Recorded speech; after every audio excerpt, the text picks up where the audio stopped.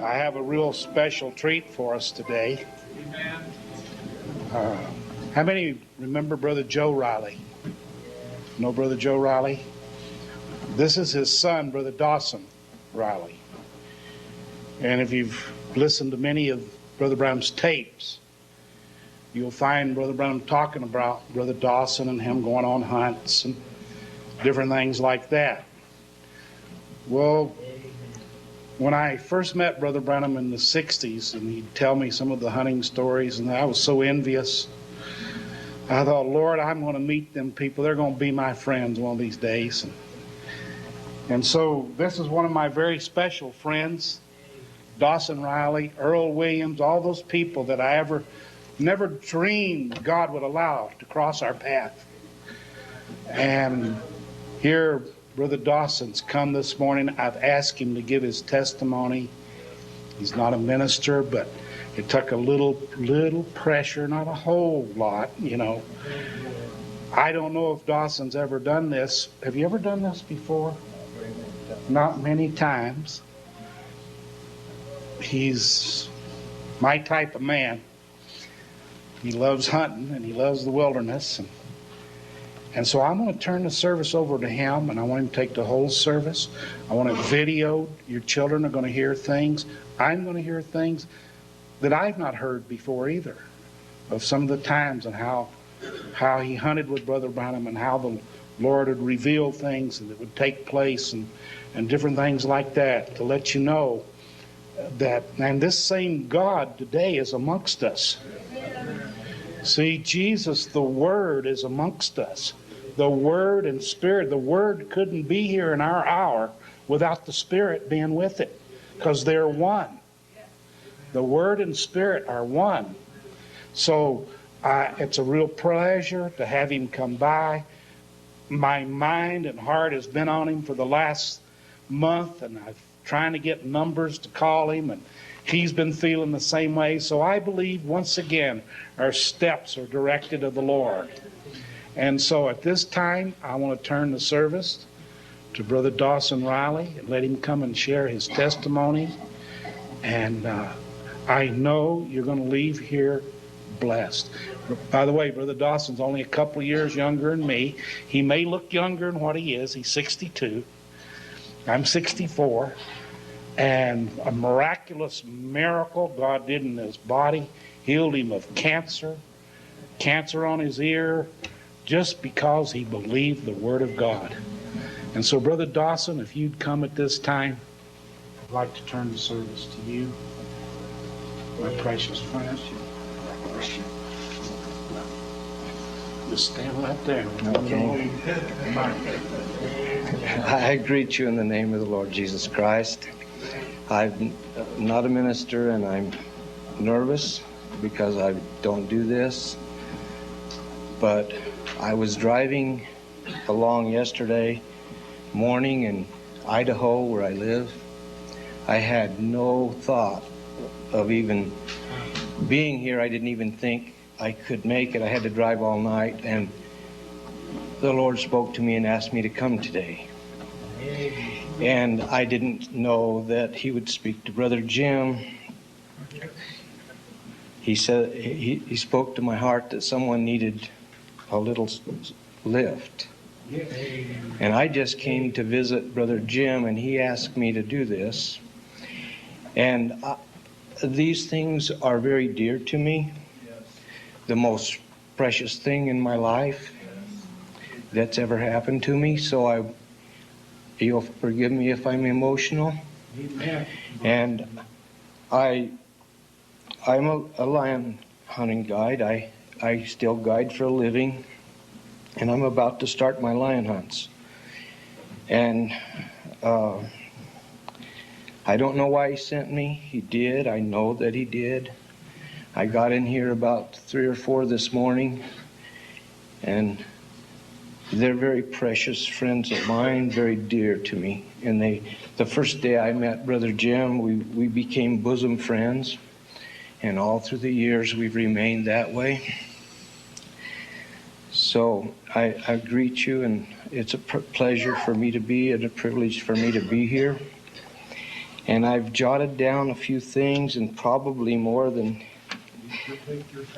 things kept coming to my mind in the back room, and I jotted them down of things that went on. But before I do that, I'd like to testify of a wonderful thing that happened in my life. I've always been living in the outdoors and I've had a very healthy life. Everything's been wonderful for health for me. And I went to Canada summer before last to work. And I'd finished my lion hunts in Jackson Hole, Wyoming, and I took a construction job. Hunting doesn't do much in the summer, as you know. And so I took a construction job way up in the Arctic Circle. And I started having some troubles. And we were working 7 days a week, 11 hours a day, and I'm no kid anymore, and the old equipment, heavy equipment, was jarring me around, and I knew something was wrong, but I didn't know what. So I came home to Idaho, and I told my wife, I said, I've got to go to the doctor, which I didn't even have a family physician because I've never been to the hospital, I've never been sick. I didn't even have a doctor. So I went into a little clinic there. I live in a remote portion of Idaho. It's kind of like a paradise, you know. It's really a nice place. And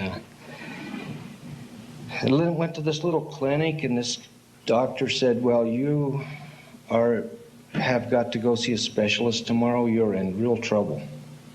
I can't tell you very much because I'm just a little clinic doctor, but tomorrow I'll get you in to a specialist.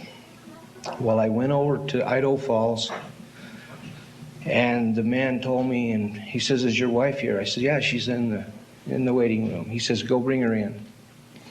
You're going to die. You get your things in order. You have let this go too long. You're in serious trouble. You've got cancer, and I can't help you. So, brought my wife in. Yes. You always think it happens to somebody else. Yeah. I went from perfect health to, he says, I'm going to die. So I said, well, I'm ready. Yeah. But I didn't have things very good for my wife and daughter. I realized I didn't have things very, very good.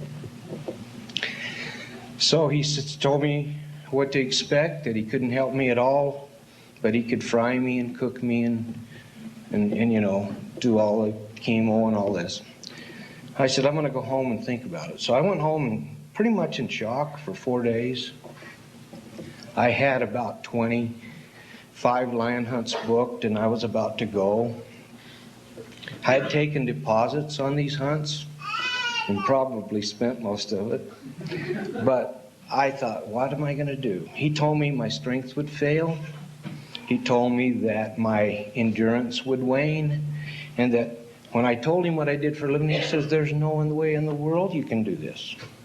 It's impossible. I was on snowshoes 90 days of winter in 4 foot of snow, chasing my hounds, treeing these lions, and he said it's an impossibility. He says there's no way your body will stand up to that. So I went home, and 4 days, I just walked. I paced. And I told my wife, I said, I'm going to go to camp. If I die, you'll know I died doing what I love to do. I don't feel like I'm going to die. And so he prescribed these treatments, and they were horrible. If I told you what he told me he wanted to do, I mean, it was shocking to me, you know. So I went home and got ready. I started getting ready to go to Jackson Hole to start up on the Hoback to start my hunts. So I went in, and he said these shots were going to be $600 a piece, and that I ought to go have chemo, and I ought to have all of these other things. Well, I've never considered myself a man of faith, but I've always trusted the Lord, And I've lived in the wilderness for several years to get away from people. I'll admit it, you know. I just lived, I liked it out there. I didn't have any neighbors.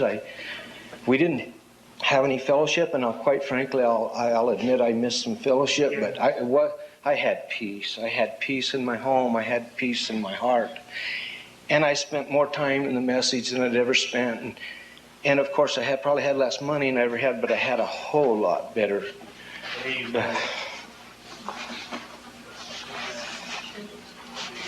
Everything was better. So I told her that I was going to trust the Lord and that I wasn't going to have any treatments. And I went in to see him, and I had my ear frostbit, and it was very angry, and I think I got it frostbit about 4 times. It's 30, 40 below up at Jackson where I hunt, and I ride a mule until the snow gets too deep, and then I get it on a snow machine. So I got it frostbit, and every time I did, a little more flesh would slough off the cartilage, and pretty soon he said, it won't heal, you haven't got anything to heal. So he says, we're going to have to cut that off, probably about half of it. And I said, well, just whack it off. I said I'd do it with my knife, I could reach it, but I said I don't know how to, I can't see good enough, so just go ahead and cut it off. And he said, all right. So he had his nurse take some pictures of it. And it was very big, and I told him, just give me the Spock look, you know. I said, that'd be all right. You know, I never. So anyway, he says, let me. He scheduled me in for surgery about 6 weeks, maybe five. Well, I told my wife, I said, you know, I was in camp. She was at home, and she said, what are you going to do? I said, well, I'll have to catch my lion early. I have 5-day hunts. I book a hunter for 5 days, and if I can catch him early in the hunt, then I get a day or 2 off. I says, I'm gonna try to catch a lion in 1 or 2 days and send my hunter home, so I'll have 3 days, and I'll go get my ear whacked off, and then I'll have maybe 1 day of rest before I go back to work. So she says, well, how is it? And I said, you know what? I think it's healed. It's getting better every day, and I'm not bleeding on my pillow like I was. I think I'm getting healed. And so I said, you know, if it's healing here, it's healing in here. You know, I had prostate real bad, you know. And I said, I think I'm getting healed already. And so when I went in for the surgery, he said, something's wrong. I said, no, something's right. He said, look at the nurse, bring me those pictures. Well, they showed this big angry deal, and here it's a little thing like a dime. He said, cancer doesn't heal. And he said, something's different. He said, it's better than when you came in here. I said, yes, sir, it is. And I told him that I'd been praying. So he went ahead, and he didn't, as you can see, my ear didn't get whacked off, and there's no cancer there. And I haven't had any sickness. I had no weakness. I had the best lion season I had ever had in my life since 1963. I filled 28 hunters, one every 5 days. And he gave me bountiful blessings. I had the finest winter I ever had. Every time the other hunters would complain about not finding lion, I would catch 2 or 3. I had 8 days I filled on the first day. I had 5 multiple lion days. I had 1 3-lion day. And all of those things, they don't happen to very many people. And I'm supposed to be getting older and slower, and the kids are supposed to be getting better, and I would just be blessed me. And I want to throw another little testimony in here. I had heard a lot of stories about how bad moose are, but I had never had any problems. I've been around them over in Jackson for several years now, and I never had any close encounters that were dangerous. Well, one day I had a hunter, and we had our snow machines parked, and my dogs were trailing a lion underneath, and a big lion come out of the Yellowstone Park and killed a moose. And I just showed him the kill. Well, with that bull was a cow, and she was all mad. and she had her mane all down, had her head down, and she just started lowing and coming up there. And this guy said, "What are we going to do?" I says, "We're probably going to get in trouble." He says, "Well, I'm leaving." And he jumped on his snow machine and took off through just a bunch of brush because there was no trail. We're up there, we're listening to my dogs. And so when he left, I was standing between them. It left me exposed. And I'm in 4 feet of snow. I took one step and I went up to here. I couldn't move. And all these thoughts came through my mind. I said, well, this is how you got it. You always wondered, this is it. I mean, I had nothing. I had no protection. And she came. And she was about 18 inches away, still coming full. And that guy realized he had left me in a bind, and he turned around, and he came back, and he ran his machine against her side and ran over my leg. And it took the cow about 4 feet past me, and then I grabbed a little limb, and she went on. I know, all I did is I just uttered the Lord. Help me, Lord. I'm in trouble. Yes. And so I knew he saved me. I knew it. Yes. Because she was 1,500 pounds right here, and I'm to here, and her head's this far from me. I knew. So about 2 days later, I was going down the trail, and I thought, this would be a terrible place to meet a moose. And I went around the corner, and there was a moose and a calf. And I was in a narrow, winding trail. And there was no place for me to go and no place for her to go. And I sat there and I prayed for an hour. So she tried to walk away, but the calf was getting tired, and she was getting madder and madder.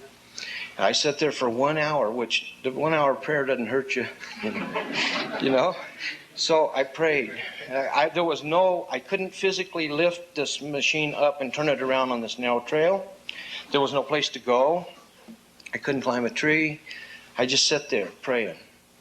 She went about 50 yards, and finally she decided that she wasn't going to go anymore because her calf couldn't go.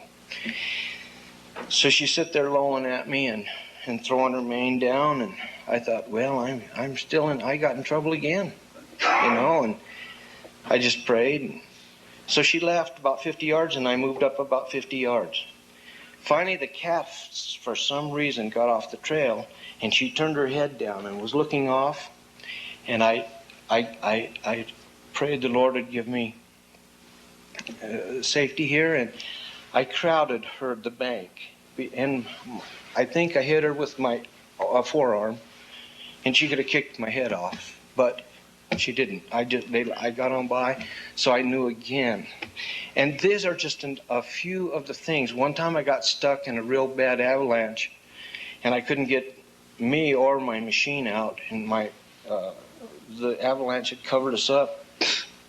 And I knew it wouldn't go, and I knew I couldn't dig it out without sliding. So if I created the void to get my machine out, I was going to let this above me slide down and smother me. And I sit there thinking about everything I could do. And I thought, well,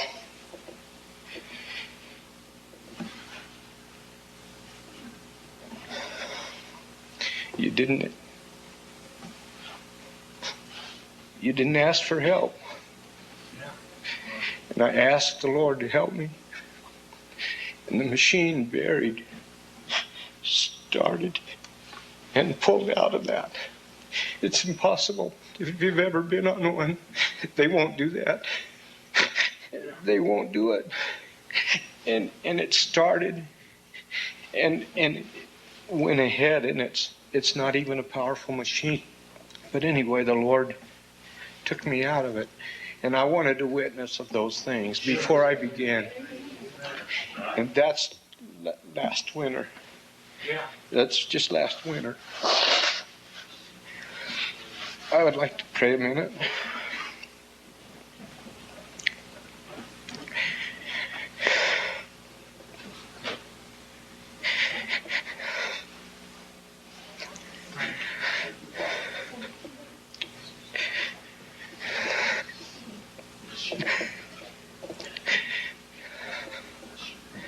Our kind, gracious Heavenly Father,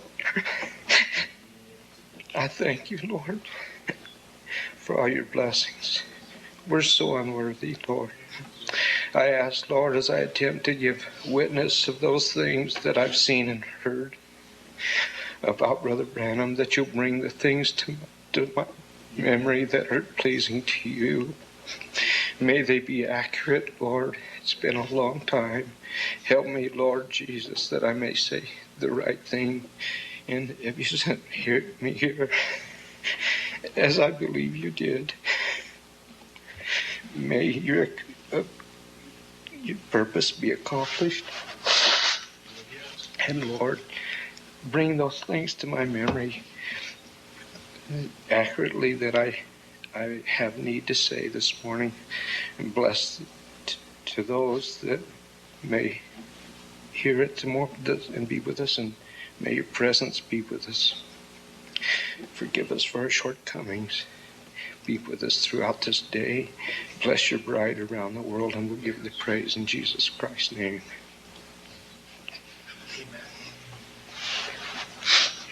I apologize. It's okay. I have some notes here I want to refer to, and I'm not a speaker, and I will blunder around here, but if you'll bear with me, maybe I can bring up some of these things here and give witness. I first met Brother Branham when I was 7 years old. I didn't meet him, I was in my first meeting when I was 7 years old, and we're in Baldwin Park, California. The year was 1947. We came and sat toward the rear of the building. My grandmother was in Arkansas. She was a Pentecostal lady and a real Christian, and she had lived her life raising 14 children. My mother was 7 girls and 7 boys. And she had heard of, she couldn't go because she had so many children, she couldn't go to the meetings in Arkansas at the time, in Russellville. So she heard a lot of her friends, and so she sent word to my dad and mother in California. Dad got drafted into the Navy, and he had to go work in California. He said, if you ever get a chance to hear this man, some wonderful things happened. So Dad, he had only been a Christian about 2 years, a year and a half. Mother had been a Christian the whole time, and my dad had backslidden and was in the world, and he had just come in and received the baptism of the Holy Ghost in the Pentecostal church, and so they took us to this meeting, and a little girl sat in front of us, and she was maybe a year or two younger than I, and she had horribly crossed eyes, just horribly crossed, and a pretty little girl, and I just had empathy for her in my heart. I thought, oh, the poor little girl. Never did I know she had a prayer card. I didn't know that.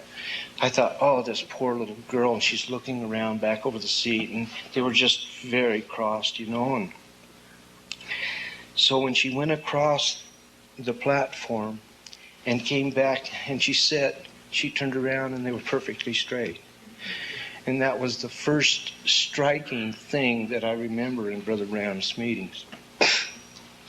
And as he would get in the area, we would go, my dad and mother would take us to those meetings for the next few years.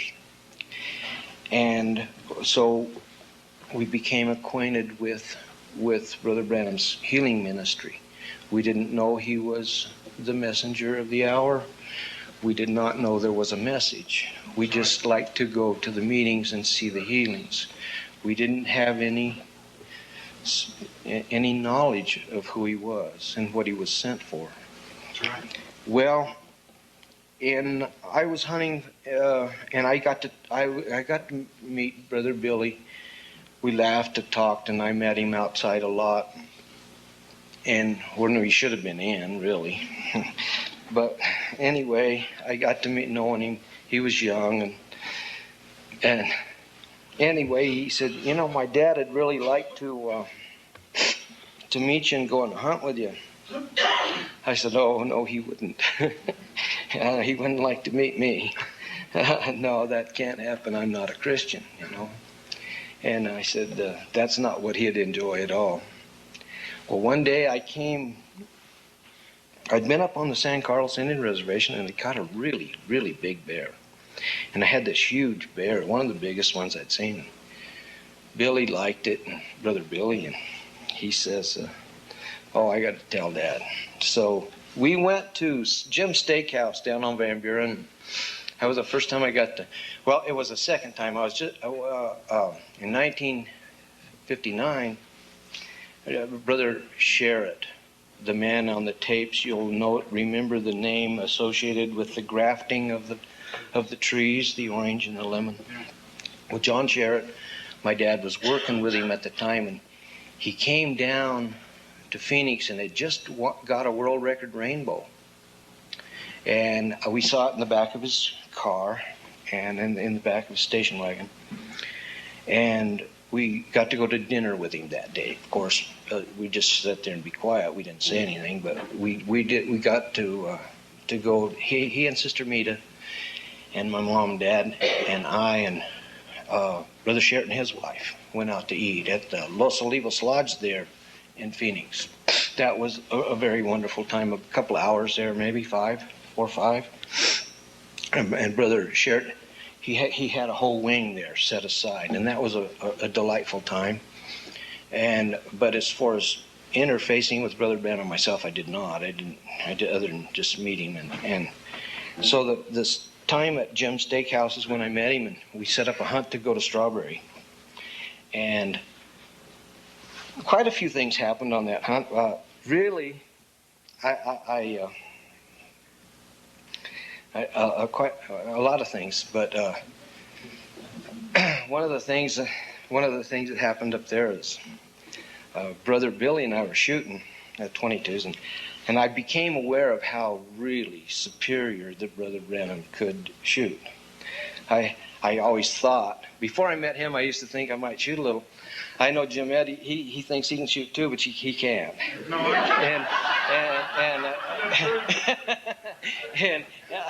and I'm here to testify that I can't.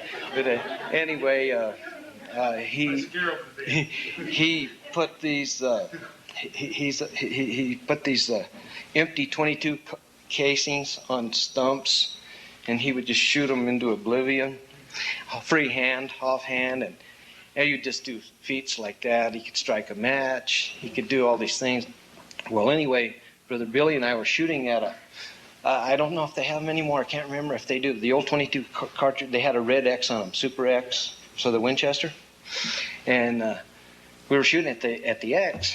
Well, I think I missed one way, plus or minus a little, and Billy missed the other way. And I don't mean to be disrespectful. I mean Brother Billy. And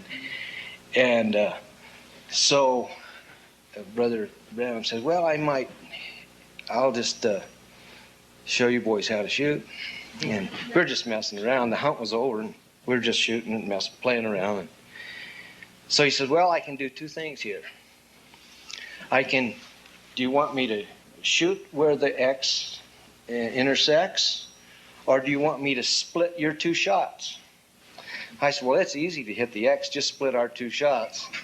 So he took a little time and he shot, and we went down there, and you could have just measured him perfectly. He was exactly between our 2 shots, which put it off center of the X. But he did that type of thing, and it just unbelievable how he could really shoot. I mean, it was gifted, you know. It was beyond regular accuracy. He was just really so. I don't know if I have any notes on that hunt or not. I don't think I do.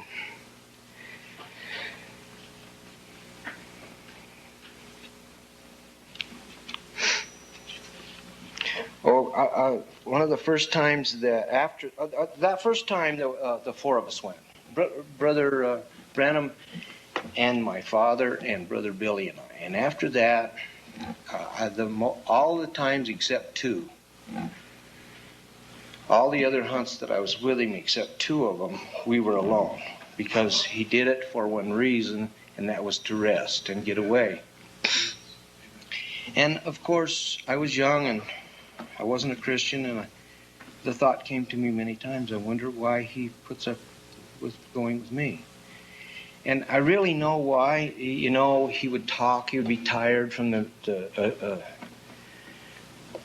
not only the meetings got him tired and worn out, but he had a lot of personal interviews, and they would just wear him out and get his body and his mind tired and weak and worn out, and he wanted to rest. And so he could come up there, and I didn't ask him any spiritual questions because I wasn't spiritual.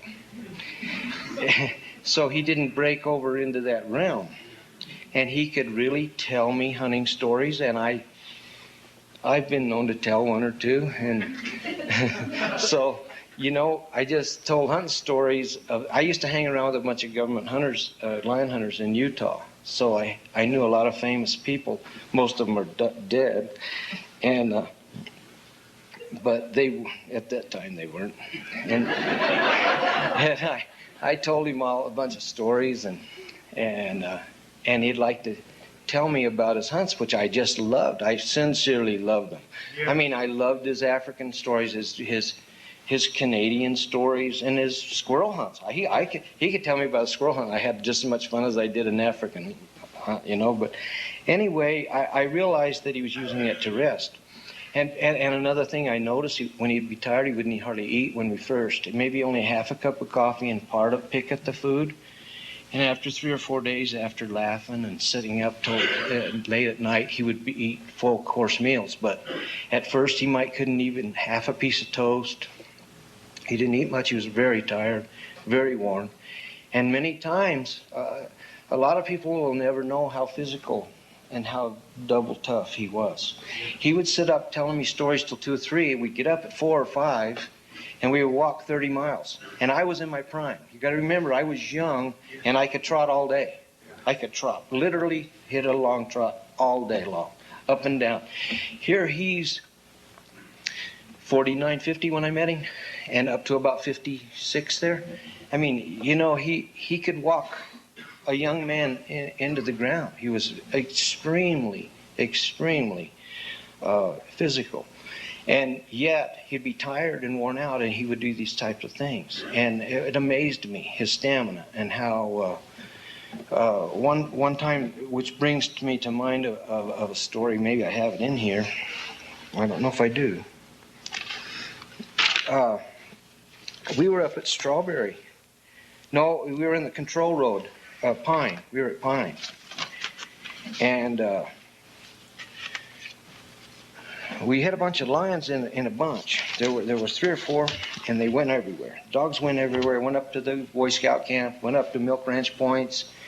They went up on the Pine Creek Trail. And I took off running. And I ran and that's Manzanita up in there. And if you've ever been in there, Manzanita, you can't see any tracks. There's no... It's heavy, it's thick, you have to crawl through it. You know, Manzanita doesn't bend. You have to do the bending, because it is where it is.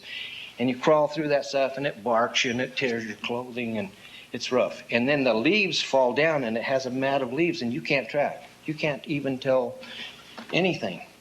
So I'd gone about, I think it's about 7 miles by the way of the road to a Boy Scout camp, and a lion and the dogs would run through the Boy Scout camp, and they had all the kids in the mess hall.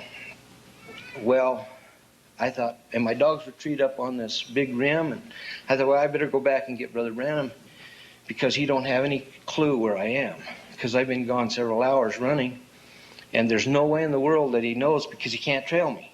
Even though he's a good tracker, I knew he was a good tracker, but he couldn't track me. And here I have come through side hills and ridges and brush for 6 or 7 road miles, which is probably 9 or 10 or 11 miles the way I went. And so I started going backwards, and I looked way up there, and I saw Brother Branham.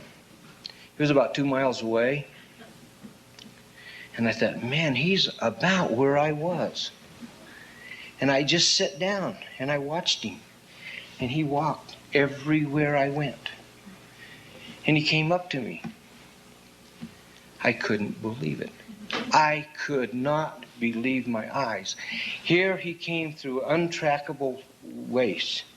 And he went exactly, and I knew where I was. I knew where I went. Because I tried to pick the best, and I knew where I'd go the same one again, you know. I couldn't believe it. He came exactly up to me. And he smiled, and he said, "You didn't think I'd get here, did you?" I said, "No, sir, I didn't." Well, let me tell you something. I'm going to jump back 2 hours. I had 2 dogs that I knew nothing about. A man called me up and asked me to try them out. And I didn't know anything about them. I didn't know if they were good lion dogs. I didn't know if they chased deer. I didn't know what. Well, when my dogs were running on this lion track, and these 2 dogs took a fox, and I knew they did. I saw the fox. And they caught the fox and killed it, and I thought, boy, that's fast. You know, they may not be any good, but they sure are fast. And they killed this fox, and it was about a quarter of a mile off of this trail that I picked to go follow my dogs. Then I heard them again. There was a pair of foxes. They jumped the other fox and killed it, and it was about another 1/8 of a mile away. And this just down in the weeds, down in the brush. I said, well, they're good fox dogs, you know. And I was kind of amazed that they could catch a fox and kill it. And I didn't say, no, of course. I talked to him, and he said, "You didn't think I'd be here?" I said, "No, sir, I sure didn't." He says, "Boy, wasn't that something about those fox?" It's humanly impossible for him to know where that fox was. I was right there, so I could see it. And if I hadn't stepped down where it was, I wouldn't have seen it. He said, "That was something about those foxes, wasn't it?" And you can imagine what it did to me. You can just imagine. I just tumbled in my mind all day long. Just tumbled over and over. I just couldn't grasp it. I just knew something different here that I ever even imagined. If anybody ever thinks, and you hear these people talk about Brother Branham when he was under the anointing, they don't know very much about that, He the Lord was with him all the time. Yeah. All the time. Yes. And he knew a lot of things all the time.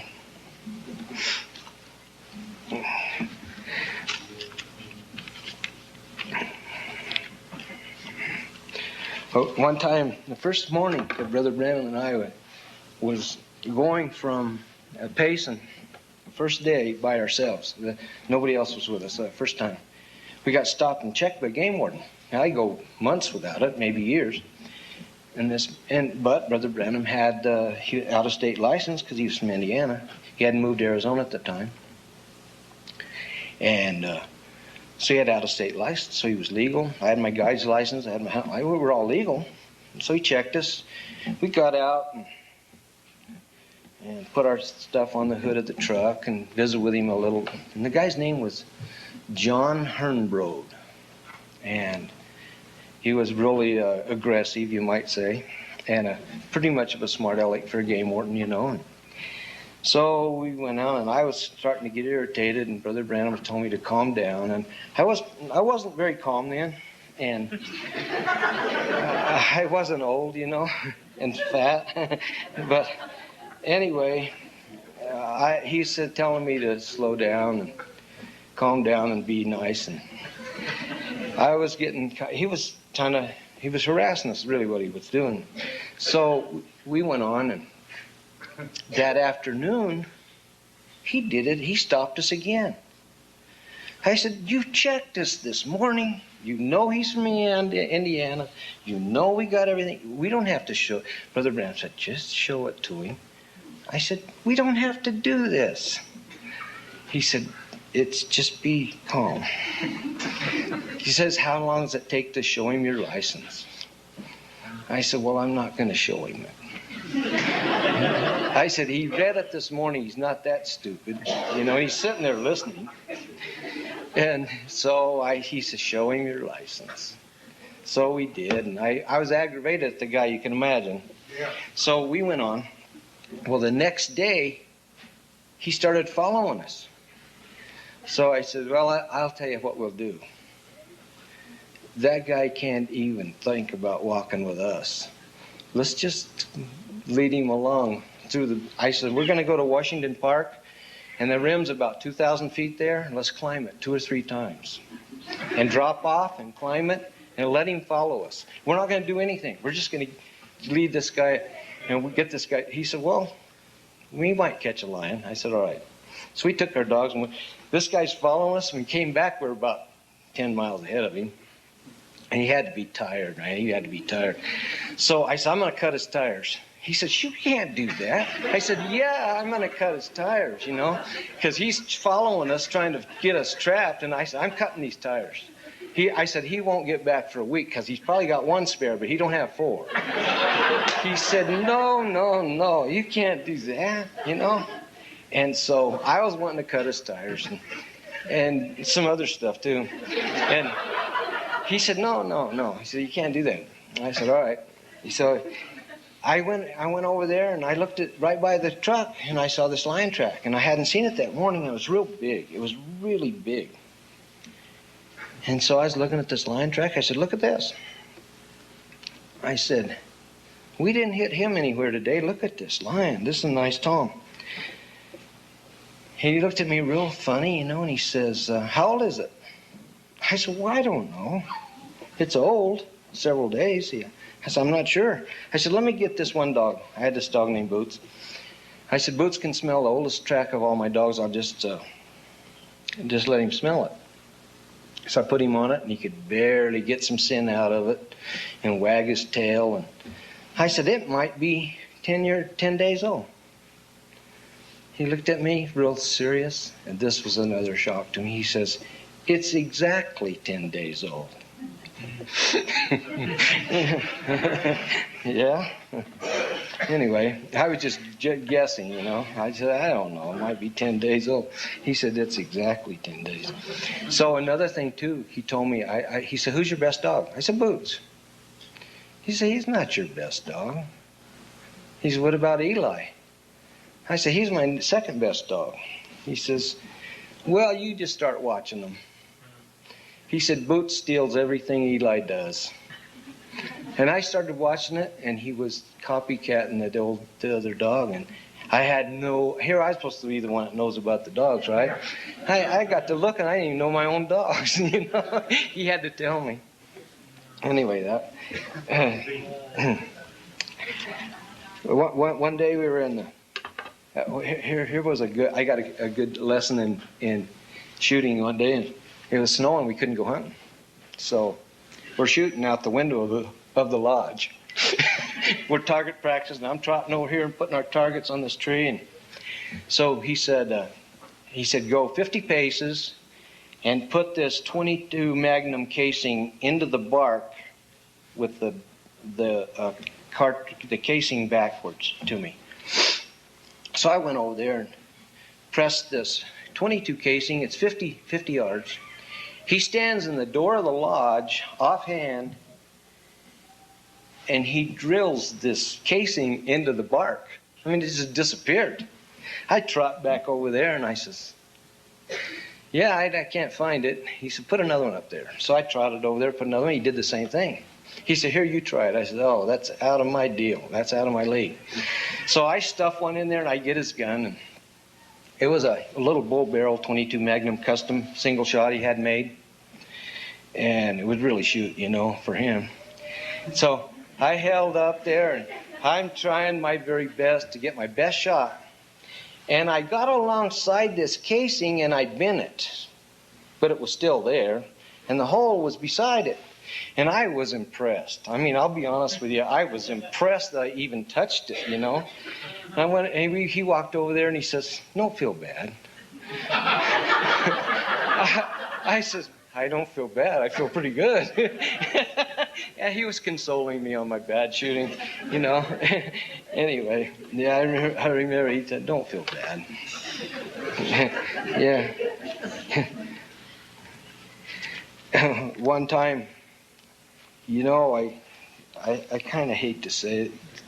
Well, a lot of this I do, but I'm going to because I feel like it. But I do have something in common with Brother Jim Ed. My mama was praying for us boys, my brother and I. We weren't doing too good. We weren't doing very good.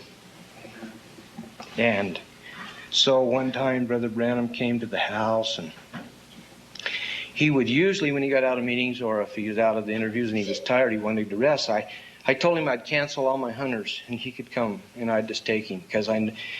And of course I never charged him any money. I mean, I was just a kid and trying to make a living, but I didn't have any money, but I sure didn't want his money. I can tell you that. I don't care how broke I was, I didn't want $1 of that. And so I would never take anything. And I was so waiting on the next time to see him that I couldn't hardly wait. Yeah. And I didn't know why necessarily. I just knew I couldn't hardly wait to see him again. So if he called, I said, "No, I don't have any hunters." And I'd say, "You got to go home." He said, "What do you mean go home? I paid you." I said, "You go home, I'll get you later."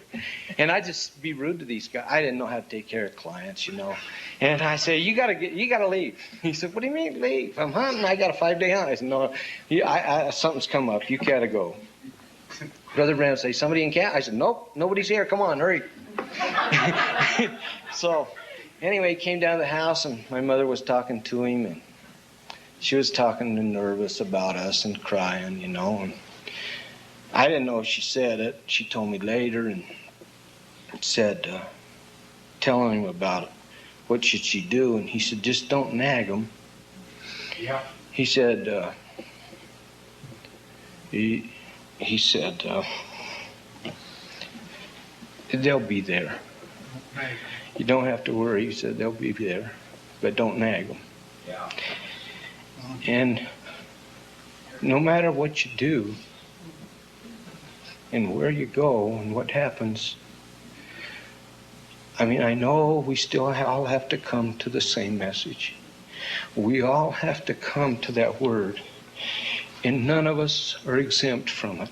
You've got to have the Holy Ghost in your life, or you're not going to make it. I tried it a long time with a head knowledge, and you can't do it. You have to have Christ in your heart, and you've got to have a personal experience with Jesus Christ, or you won't get there. But it's still a wonderful consolation to know he said it. It doesn't excuse my bad doing or mistakes I've made. It doesn't lessen any of that. We have to pay for everything we do, and we'll pay many times over. The price is great, but still, what a consolation deep down when you know it's priceless.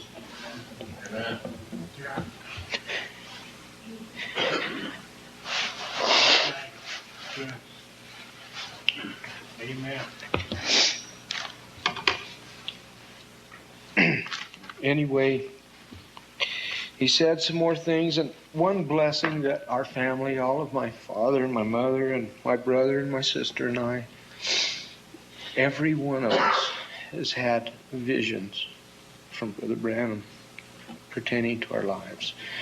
That's such a blessing in itself. Every single member of my family have been touched through the prophetic word of our messenger. And that's a wonderful privilege also, and I wanted to mention that and how thankful I am for that. My brother, one time, my brother was going to go and the doctor was going to cut on him for... Go. Am I taking too much time? No. Go. Is he taking too much time? No. All right. There's your answer. But my brother was in the hospital and they were going to cut on him for a hernia. And Brother Branham called me up. And he said, "Look, don't let them cut on your brother. He doesn't even have a hernia. That's nerves." And he was already in the hospital. So I called down there. I said, "Joe, don't let him operate. You don't have a hernia." He said, "What do you mean?" I said, "Brother Branham said, your nerves are doing that." I said, "Don't let them cut on you. You don't even have one." So he went home. My brother went home. And he was supposed to have this operation the next morning. And he told, see, we would have never known. No. We'd have never known. And they wouldn't have told us he didn't have one. No, they wouldn't. You know, they wouldn't have told us. He covered it up. And it wouldn't have done one thing, you know. But anyway, he told him that. And I'm not going to get into my sisters. That he did give a vision about her, and I won't get into that, or my mother and my dad. But another time, this is kind of interesting to me. There was a trio. And there was a mother and two daughters, and they were all old maids living way out by Wickenburg, Morristown. They lived out by Castle Hot Springs. That's where it is. They lived way out, and they were really primitive women. They were nice, and they sang bluegrass. And they one of them played a dobro, and one a mandolin, and one a guitar, and they could really sing good. I mean, they could sing good if you like that kind of music, and I did. Well, Brother Branham said, "Hey, you know where they live?" I said, "Yeah, they don't have a telephone. They don't even have any electric." I said, I can tell you right now, they don't have a telephone. They don't even have power, you know. He said, "Can you get them?" I said, "Yeah, it's not very far. I'll go get them." He said, "Well, I want them to sing at the Christian businessmen's deal at the Ramada, because those businessmen women don't like them, and they won't have them call on them. So what you do, you have them over here in the wing, and I'll call on them." I said, "All right." So I go out their house, and I said, "You guys, Brother Branham wants you to sing. And I'll tell you what song it is. He mentions it on tape several times, and I'll think of it in a minute. I'd like to talk it over." Okay, that's who was singing it. That's who they did it. So I went out there, and they were kind of country, you know, and they dressed pretty, kind of like me, you know, pretty plain. I started to apologize this morning about how I dressed, but that'd be hypocritical, because the clothes I got home are the same. Anyway. Yeah, no, really. But anyway, so I went and got these ladies, and I like to hear them sing too. And so I got them over there in the wing. So Brother Branham goes out, and he said, "Before I speak this morning, I want to have some people sing." And here they come out. These old ta-ta women were just eyes rolled back, and they looked, oh no, yeah. But anyway, they came out and sang. It was good. So after he spoke, he was in the wing, and my brother and I, we were standing there, and my brother always remembers this. This is why I'm relating it.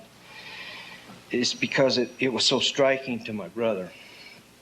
Because that morning they had a lot of emotions and manifestations, and a lot of tongues and interpretations. And my brother and I were standing there, and he said, "Remember," he said, "salvation only comes from the Word, not all these manifestations."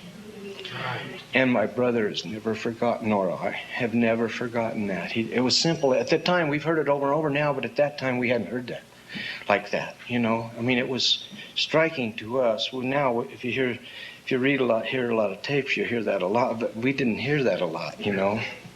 And that was still when they believed in initial evidence and everything else, you know.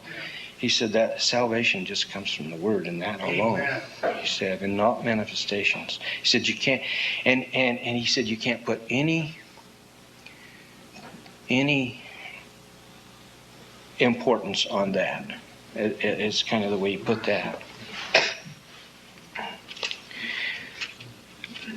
One time,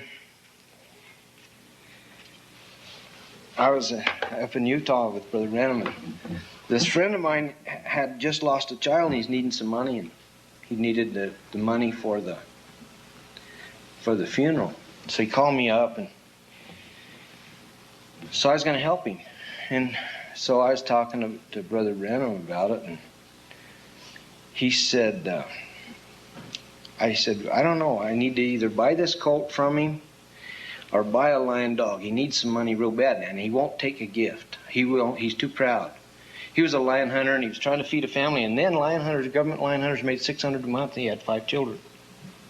And that was what they were working for then at that time, for the U.S. Fish and Wildlife. And I said, he's way too proud, but he won't. It's the same man, by the way, if you hear the tape when he talks about the Jack Mormon. Yeah. Same gentleman, same gentleman. And we were at his house, and I said, what do you think I ought to do? And he said, well, you ought to get that dog. I said, all right. So he said, let's go down to the saddle shop. I said, why? He said, you know that story you told me about your saddle? You got in a bind and got out of money and you sold your saddle a long time ago? I said, yeah. He said, I think it might be in that saddle shop downtown. I said, that was 4 or 5 years ago. And it was about 60 miles from here, you know. He said, well, let's just go over there and have a look. And I walked in and my saddle's sitting there on the rack, you know. And I thought, he said, well, that's pretty reasonable, isn't it? Well, let's just get it. And I got my saddle back after all those years. And so I go back home, and Jerry says, why don't you take the colt? Brother Branham nudges me. He just told me to take the dog. And I thought, well, Jerry said, I'd rather you take boy, I need that dog. Brother Branham nudges me. I said, I think I better take that dog. And he said, well, think about it. I said, all right. So that afternoon he says, will you take this horse? I said, yeah, I'll take it. And Brother Branham, the room, he says, I think I'd have taken the dog. Well, I'll tell you right now that I won't go to a long story, but that colt had one problem after another and ended up crippled. And the dog went to a real good friend of mine, and he was good. And every day of his life, I envied him. Every 10, 12 years, I wish I had that dog. Anyway, I didn't listen, and I should have. One time, I'll tell you how dumb I was. Of course, that's pretty apparent anyway, but I was really foolish. Brother Branham was trying to give me a hint. I dove hunted with Bob Ford. I don't know if any of you know Bob Ford in Jeffersonville? Old man? Name, yes. He looks like Colonel Sanders? Yeah. But he don't have chicken? Yeah. Well, anyway, Bob and I, we went good dove hunting every day. And so Brother Branham, he didn't like it, see, but I didn't know it. Nobody had ever told me. And I had an old man that had the palsy from France and been in World War I, and I gave him the doves. And I thought I was doing a good duty, and I'd take a couple of young ones, give him, I think the limit might have been 20 a day, I guess. Well, I'd take about 2 and have Mom cook them for my breakfast, and I would just give him the rest. And him and his wife would eat on them, and I thought it was a good deal. I was just, And so Brother Branham was trying to tell me, and he says, we don't shoot doves. I said, I do. Oh, and then about halfway home, I thought, oh, you dummy. You dummy. He's trying to tell you something. So I go to Bob Ford's, and I say, Bob, we can't hunt doves anymore. He said, well, you may not, but I'm going to. He said, why? I said, Brother Branham said we don't hunt doves. I said, I'm not going to shoot any more doves. Right. He said, well, I'm going to. I said, okay, because he's stubborn as I was, and kind of cantankerous and everything. And so, well, he was. Yeah, he was. I mean, he's not now. He's in the message and everything now, but he was kind of raunchy then. I remember he used to get after people with shovels and knives and stuff. He was pretty mean. But anyway, he said, well, I'm not quitting. So when I saw Brother Brown, I said, man, I said, I'm really sorry. I didn't understand what you're trying to tell me about the doves. I won't shoot anymore. He said, oh, yeah. He said, and he was telling me about the dove. The Holy Spirit's like a dove. Yeah. So we're standing out there, and he said, it's like you got this dove on your shoulder, and if you do something, the Holy Spirit's sensitive, and if you offend it, he'll fly up on this little limb, but he won't be far. Yeah. But then you get everything right, and he'll come back. And he went just like this. And so I didn't realize he was trying to tell me that the representative of the Holy Spirit, and here I'm just blazing away at him, And So I couldn't wait to tell my dad. And so Dad, he was too tight to buy the shells, so he didn't have to worry. He won't buy any shotgun shells, they're too high. But anyway, I was going to tell Dad just in case he did, break loose with a few shekels. I was going to tell him we can't do it, And so I was standing. Dad had a trailer park in South Phoenix at the time, and we're standing outside working on something. And I said, Dad, Brother Branham, and I was telling my dad this story. I said, Brother Branham was telling me about not shooting doves, and I said, I just blustered right over. Well, I do. And then I had to apologize, and then I said, here's what he was telling me. Well, and please, brothers and sisters, I of all people, I won't try to make something of myself. Please don't misunderstand me. I just witnessing what happened. Sure. And I'm not trying to be something, because I know I'm not. But I was telling my dad this story. In Arizona, you have Sonora doves, and you've got mourning doves, and then you got white wings. Yeah. But a pure white dove landed on my shoulder. My dad looks at me, and I was afraid to move. And he says, is that a pet? And I says, no, Dad, I had never seen it before. And it flew up to a limb. And he says, my. And it flew back and landed on my shoulder. He said, what's the deal? I said, I don't know. I don't know. And then it flew away.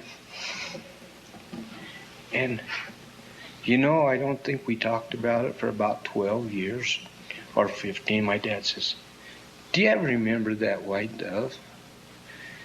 He said, did you ever think about that? I said, I think about it quite a bit, Dad. Yeah.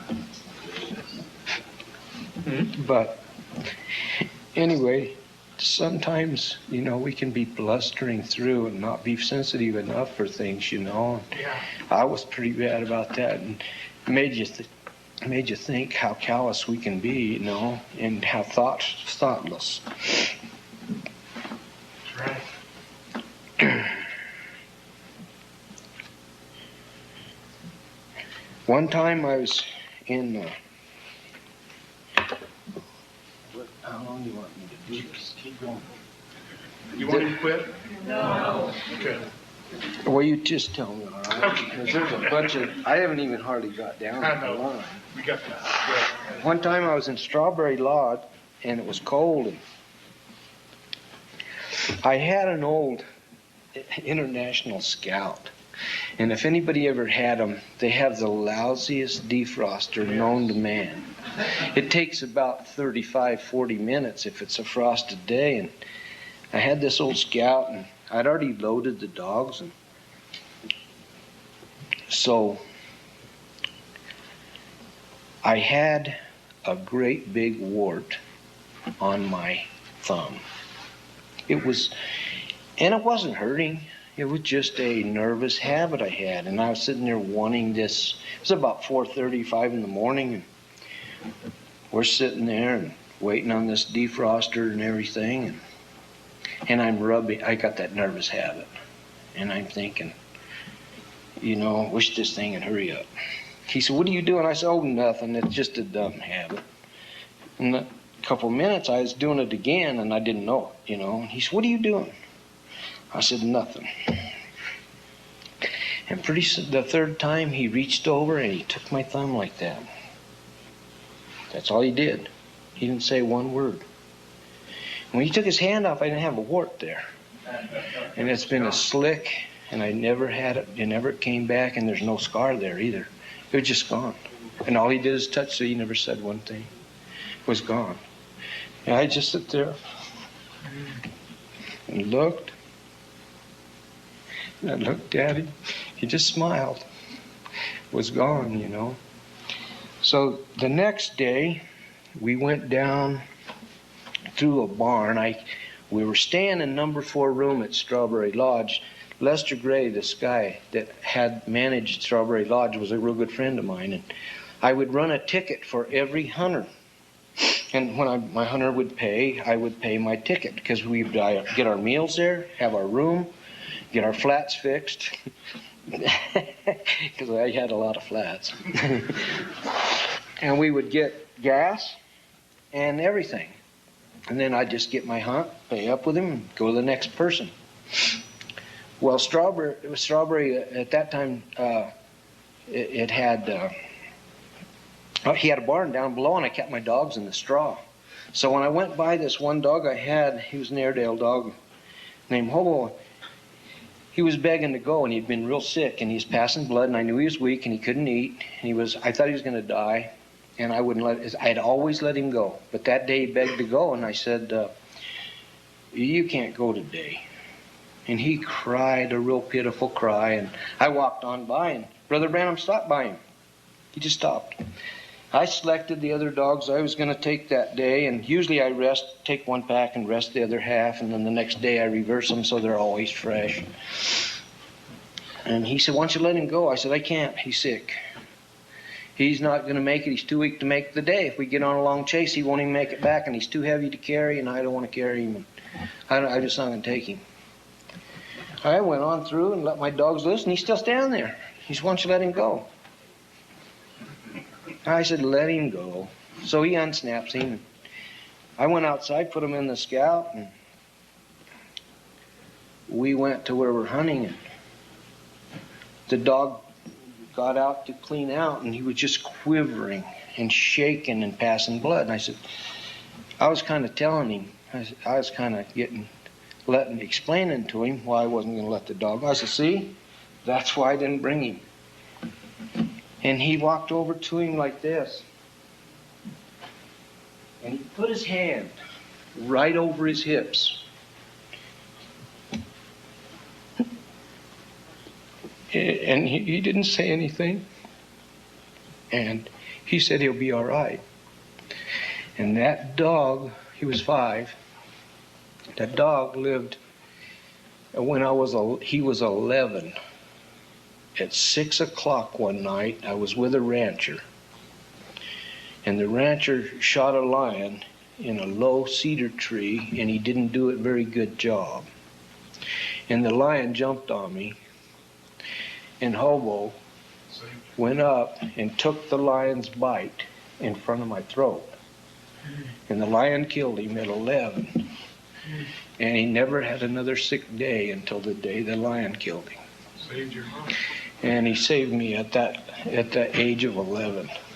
And Brother Branham just touched him and said he'd be all right. And my dog was healed.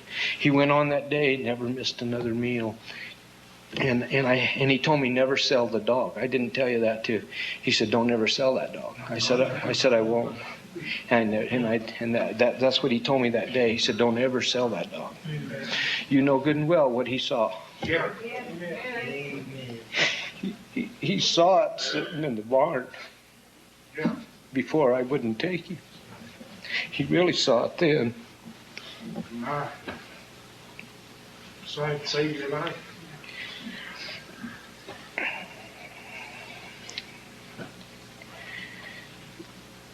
One time, one of the 2 times, other than that first time I told you, the only 2 times that anybody else went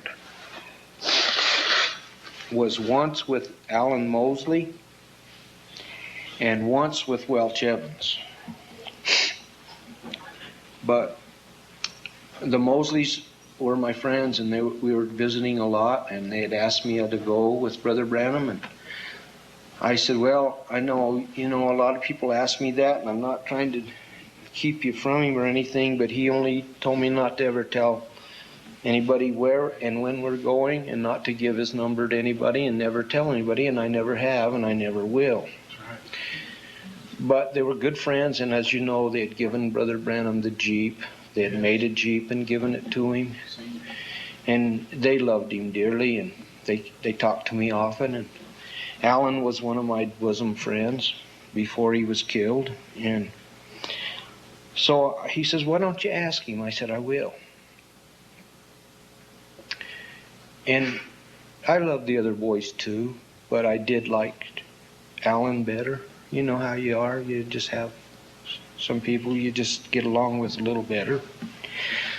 And the other boys are fine boys too, not to say they aren't.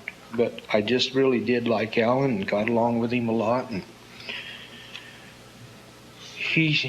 I don't know, he said, well, tell Alan he can go. I said, all right. I said, but he's seeding rice up in Northern California, but he's going to fly down and meet us in Utah whenever I tell him. He said, well, don't have him come now because there's going to be a real bad storm. And it was just perfectly sunny, you know. He said, there's going to be a real bad storm, and he couldn't fly in there. I said, all right, I'll tell him. I said, Alan, you can go, but you can't come. He says, what do you mean? He said, I'm coming. I said, no. And he says, I can fly in any weather. I said, no, don't come. So Brother Branham came and met me over here at the house and parked his Jeep out in front. And then we always put the dogs in my truck, and then we leave. And that day, my mother had a pot of chili on, and she said, he never came in. We usually just met outside and leave. And she said, I got a new apple pie done, or cherry, I don't remember which, and a pot of chili. I asked him if he wants a bowl before you go, so you don't have to stop along the way. And I said, I don't think he will, but I'll ask him. He said, yeah, that'd be all right. So we went in, and he sat there and he told me, he said, you know, something's going to happen on this trip that I'm not going to like. I'm not going to enjoy it. I said, well, Brother Branham, that's easy. Let's just don't go. I said, I don't want you to not be happy. He said, oh, you don't understand. If you see a vision, it has to happen. We couldn't help not going if we wanted to. I already saw it. It's going to happen. I said, well, let's just stay home. No, that isn't how it works, see. I was just going to save him the unhappiness, but he said, no, we have to go or then it's going to be wrong. So he told me what it was, 2 things. And so we went to Utah, and it was real pretty all the way up there, nice and sunny. And we got in this little room, and he gave me a book. Now, this might seem strange to you. Here I'm with the prophet, but he gives me a book, and I can't put the book down. And I'm right there. We're on twin beds. I could have talked to him, but my heart's. But I couldn't put this book down. A prophet visits South Africa. I can't believe this, man. Yeah. And I'm reading this book, and he's right. And he said, well, you can read that later. I said, no, I can't. But anyway, I remembered him giving me that, and I couldn't put it down. So he said, you call Alan and tell him not to come, because he's going to be antsy and going to come anyway. So I called him in California. I says, you better not come. He says, is it storming? I said, nope, it's very pretty. He said, I'm on my way. I said, you better not. So he called the weather service, and they said it was fine. He called me back, I'm coming. I said, no, you can't come, Alan. He said, man, I waited for this, and I waited for it, and I'm coming. I said, no, you better not. So he didn't. And sure enough, we woke up about midnight. It was about a foot of snow already, and it was thick. It was one of those horizontal blizzards. He couldn't have made it 10 feet, you know. Well, anyway, I called him when it settled down, and he came on down, and we got this line. Well, I'd found a little set of line tracks, and I said, and I knew Brother Branham was wanting a bigger one, and so if we got a small one, he'd just pass on it anyway, so I figured, why tree it? So we went all day long, caught a bobcat, and it was too little. And we let it go. And that night, I said, well, we got that line track. We can go run it for fun if you want to. It's little, but it's the only thing we found today. He didn't say anything. And Alan said, yeah, let's go do it. He didn't say anything, and I didn't pick up on it, you know. And so I went over and turned my dogs on it and treated it. And Alan had a big old gun there, and he shot a big hole in it, and he didn't like it. It was a pretty little line. It was just a yearling. So he said, well, I'm not going to take that little line. I said, well, I know that. But Alan said, I'll take it. He said, I'd like you to have it. I said, all right, take it. So the next night, there was 2 of them. And I knew that sibling would be looking for its mate there the next day. So we went hunting the next day, didn't find any lion. I said, well, that other lion will be right there. I imagine I can catch it tonight. It was kind of on the way back into the motel. So I stopped by, dumped my dogs out, and treated it. Well, I decided I'd just have some fun, so I climbed up in this tree and kicked this lion out. And I just kicked it in the chest and knocked it out. And I felt so bad. I'm down there hissing my dogs, and they're choking this lion. And, you know, Brother Branham, he liked things killed humanely and quickly. And my dogs are choking it, and I'm down there hissing them and everything. And it fires your dogs up, see? So I'm down there training dogs, and I looked up, and he had a bad look on his face. And I thought, oh, I'm in trouble. He don't like this. But he already told me he wouldn't like it. And I'm down there letting them choke this lion, and I couldn't get him off then. As you know, you can't undo it. It's already a big mess. It's a big wreck. You know, what could I do? I couldn't undo it. I just had to take my medicine, you know. I thought, oh, man, he's mad at me, you know. Anyway, so I just goofed up. But anyway, they killed that lion. So I realized he didn't like it. And he told me later, he said, I like them killed where they don't suffer, you know. Just if you're going to kill something, kill it, you know. Don't do that. He said, that thing choked for 20 or 30 minutes, and you were liking it. I said, yeah, I know. I'm sorry, you know. Anyway, so he kind of got after me about that deal. So I learned about that. And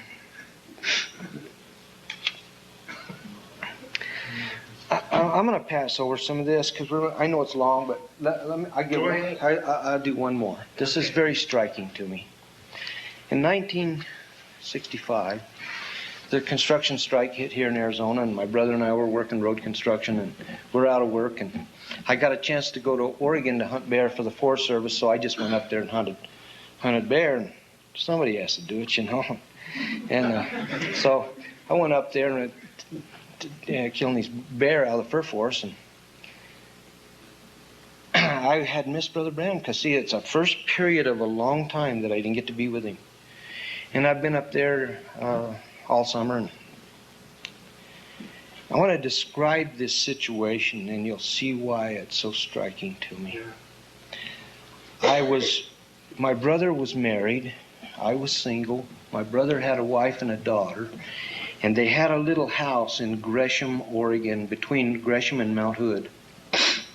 And I had my dogs tied under some pear trees, and they had a lean-to on the back, which was kind of my way, you know. And I lived in this utility lean-to. I had a cot, and, you know, what else do you need, you know? And so I lived in this, me and the hot water heater out there in this little deal, and in the back of the house. And my sister-in-law would do my laundry and cook for me, and then I stand out there. Well, they lived on a hill, and up at the top of this hill, maybe 500 yards away, was a supermarket with a paved parking lot, and in the corner of the parking lot, out by the sidewalk, was a telephone booth. Well, I was laying there thinking, man, I'm going to go back to Arizona. I can't see Brother Branham, and I caught all these bears for the forest. There's no more bear up here in this forest. I'm going to go, and the construction strike wasn't over, and I didn't know I was going to make a living, but I decided I was going to go home. And I'll be honest with you, I was alone. I was kind of lonesome and stuff, and I was sitting there. It's about 10 o'clock at night. And I was laying on my cot. And my sister-in-law came to the back door, and she said, Dawson, you got somebody at the door. I said, there's no way. Nobody knows me. How could there be somebody at your door? No human in this whole town knows me. And nobody knows I live here, and we don't have a telephone. Said, I don't know, but there's somebody asking for you. I said, well, Bonnie, I don't know anybody. I'm not getting up. She says, come to the door and see what he wants. So I go to the door, and this guy says, hey, you got a phone call up there at the parking lot. I said, I don't have a phone call. You're crazy. I don't even know the number of my own self. He said, look, man, I don't care if you take it or not. I'm just walking by, and I don't even know why I answered it. I answered the phone. And he said, go down the hill and ask for Dawson. I said, you're out of your mind. He said, no, there's somebody up there. I said, who? I don't know who it is. Well, I don't even care if you answer it. You know, I said, well, I don't either. He said, but he did ask for you. Is your name God? I said, yeah. I said, all right.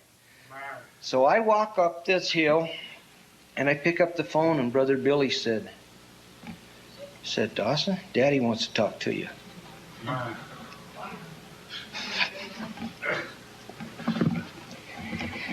And he said, how you doing? I said, pretty good. He says, no, you're not. He said, you're not doing very good, are you? I said, no, sir. He said, I was on my way to Canada, and I thought you need a little cheering up. He said, why don't you meet me down there, and let's go on another hunt pretty soon when I get back in Canada. I said, okay, sir, I will. And I just wanted to share that with you, you know. It meant a lot to me. Yeah. Well, I got 2 more pages. I don't even bother about that. That's enough time, my friend. I'm sorry it took that much. No, don't be sorry. Well, it's a privilege being here with you, and I hope maybe somebody got something that would help you. And you pray for me, and I'm going to start my next season, and I obviously need a lot of prayer. So I'd covet your prayers, and God bless you very much. Good to see you.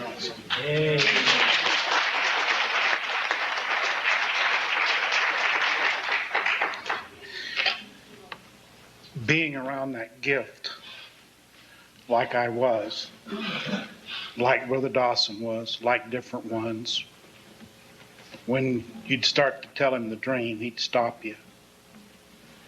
Tell you the whole dream from beginning to end, how he was laying, how he had his hat pulled down,